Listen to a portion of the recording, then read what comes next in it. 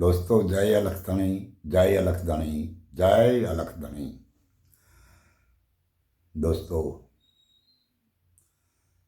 आज हूँ एक एवी बात करवा जई रह्यो छूं के जेमां समाजना लोको मनुवादीओनी वातने अनुसरीने चालता होय छे अने ए वातना आधारित लाखों करोड़ों रुपयानो खर्च पण करी रह्या छे। पण ज्यारे हकीकत समजाय ने तो ए खरेखर सत्य नथी अने मनुवादीओनी वातमां आवीने फसाई गयेला लोको जेने सत्यनी खबर नथी, सत्यथी घणा बधा वेगळा छे अने सत्यने आधार लई આપણે દરેકને સત સુધી પહોંચવું છે। ત્યારે આજ મનોવાદીઓની વિચારધારાએ ચાલતા લોકો દેવ દેવી દેવતાઓની માન્યતા ધરાવતા હોય જેનો ખરો ઇતિહાસ કોઈ છે જ નહીં અને આ બધી વાતને સત્ય સમજવી હોય અને આપણે માન્યતા રાખતા હોઈએ તો આ બધું ભારતને જ છે। મારા માનવા મુજબ ભારત જેવા વિશ્વના 212 દેશ છે જેમાં ભારત સિવાયના અન્ય કોઈ દેશની અંદર આજ આ ભારતના જે લોકો કરી રહ્યા છે સેવા અર્ચન પૂજા દેવદેવી દેવતાઓની એવું વિશ્વના બીજા કોઈ દેશોમાં થતું નથી। अगर जो थतुं हशे तो ई भारतमांथी गयेला लोको जे भारतीयो छे तेओ त्यां एवुं आ नाटक भजवता हशे, बाकी आने सत्य नथी। अने भारतना संतोए आने सत्य कीधुं नथी छतां पण आ लोको मनुवादीओनी जाळमां फसाया छे अने ए मनुवादीओनी ब्रह्मजाळनी अंदर फसाया पछी आ लोको मनुवादीओने अढळक पैसावाळा बनावी रह्या छे अने पोते गरीबनी परिस्थितिमां जीवन जीवता होय एम पीछेहट करी रह्या छे। अने आ मनुवादीओनी विचारधारा लई अने हालता लोकोना बाळको एना भावीने बर्बाद करी रह्या छे। कारण के मनुवादीओनी विचारधाराएथी चालती समाजना लोको अभ्यास करवानी जग्याए शिक्षण मेळववानी जग्याए मेलडी क्या खीमड़ियो क्या कृष्ण क्या राम क्या आ बधुं विचारी रह्या छे। ज्यारे मनुवादीओ स्वयं जे रह्या ने ये लोग आ नहीं करता। ए तो विज्ञान विचारधाराए अरे भारत देशना संविधान विचारधाराए चाले छे त्यारे आपणे विचारवुं जोईए कि आपणा भारतना संतोए आपणे कई दिशा बतावी छे। संत कबीरनुं केटलुं बधुं ऊंचुं बोलवुं छे। बहुत सरस बात करी है। एक भुवो बीजो भुवो भुवा हुआ 18 लाख साचा मातानी तो गम नहीं भुवा धूणी धूणी मोवा। एक भुवो बीजो भुवो भुवा 18 लाख हुआ साचा मातानी गम नहीं आ तो धूणी धूणी मोवा। तो संत कबीरे शुं आ खोटुं कीधुं छे? अरे संत कबीरनी बात सत्य है परंतु एनी ओळखाण करवी ने ये अघरी बाबत है। एवुं जे मानीने बैठा छीए आपणे ए पण गलत है। आपणे त्यां जवुं जोईए।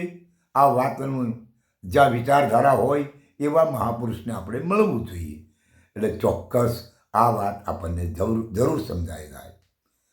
કારણ કે સંત કબીર કહે કે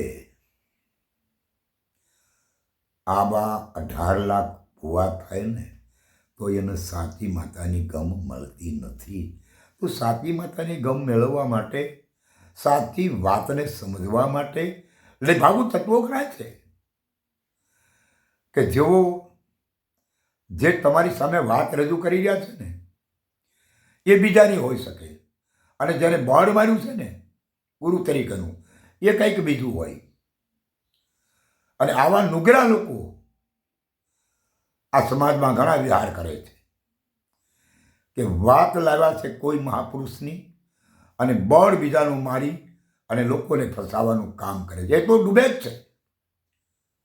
આવા નુગરા તો ડૂબી રહ્યા છે, પરંતુ આ બીજાને પણ ડૂબાડી રહ્યા છે. બોલવાની ફિલોસોફી નહીં ચાલે ભાઈ. સાચી હકીકત હશે એ જ રહેશે.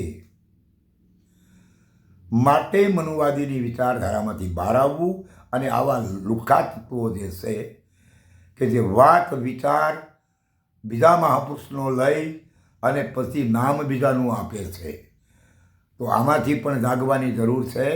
આવા ઘણા બધા લુખ્ખા તત્વોને મેં 2 દિવસ પહેલાં જોયા. એક જગ્યાએ હું બેસવા ગયો હતો જ્યાં મરણ થઈ ગયેલું હતું અગાઉ. એનું બેસણું બધું પૂરું થઈ ગયું હતું અને ત્યારબાદ સમાગમ રાખવામાં આવ્યો હતો અને મને બોલાવવામાં આવ્યો હતો, એટલે હું ગયો હતો. અને ત્યાં એવી વ્યક્તિઓ હતી કે જેને ઉપદેશ કોઈ બીજાનો લીધો છે અને વાત બીજાની નથી કરતો. જેમની પાસેથી ઉપદેશ લીધો છે એની જ વાત લોકો સમક્ષ પીરસે છે અને બોર્ડ બીજાનું મારે છે. આવા નીચ હલકટ લોકો છે, એનાથી પણ જાગી જવાની જરૂર છે. કારણ કે હકીકતની સમાજને ખબર નથી, એટલે સમાજને છેતરવાનું કામ આવા હલકા લોકો કરી રહ્યા છે. અને આમાંથી પણ જાગી જવાની અવશ્ય જરૂર છે. માટે સંતોએ જે કીધું છે એને સમજવું અને એનો આધાર લઈ નુગરાથી અલગ થવું. કારણ કે નુગરા તો બધાને નડે. અને મહાપુરુષો મને ને તમને જે વાતથી ચેતવી રહ્યા છે એ વાતને સમજવું એ જરૂરી છે. કારણ કે બ્રહ્મા નહોતા, વિષ્णु नहोता, नहोती आ महादेव जी का जन्म नहोता, नहोती आ मूल माया, दे दिन का है जन्म हमारा. ब्रह्मा नहोता, विष्णु नहोता, મહાદેવજી કા જન્મ નહોતા, ત્યારે નહોતી આ મૂળ માયા. તો કેમ છે?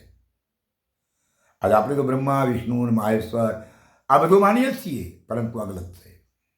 સંતોએ આનો ઇનકાર કર્યો છે. તો તમે હું કેમ સ્વીકારીએ છીએ? શું કામ? આપણા સંતોએ કીધું એને ઉપાડવું જોઈએ ને, કેમ નથી ઉપાડતા? શું તકલીફ છે? હકીકતને સમજો અને સત્યને સમજ્યા વિના સત સુધી નહીં પહોંચી શકાય. માટે પહેલાં સત્યને સમજવું અને એના આધારિત સત્યને આંબી જવું.